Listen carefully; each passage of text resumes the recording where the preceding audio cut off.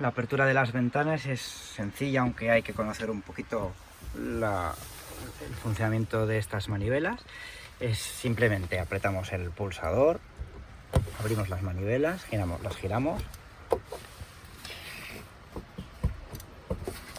y cuando tenemos todas ellas desbloqueadas, empujamos la ventana hasta oír un primer clic en el brazo que soporta el cristal.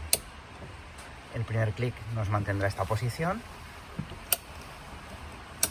otro segundo clic nos mantendrá una posición un poco más abierta,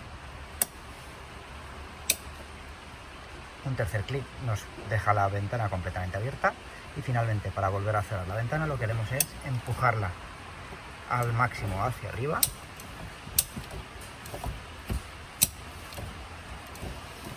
y acompañar la ventana mientras baja para evitar que caiga de golpe. Recordar que las ventanas son uno de los elementos más delicados junto a los oscurecedores y las mosquiteras, y hay que tratarlo siempre con la mayor delicadeza posible, ¿de acuerdo?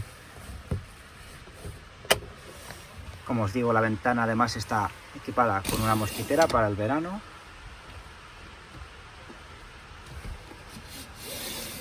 y con un oscurecedor para evitar la entrada de luz o para ganar privacidad en el interior del vehículo.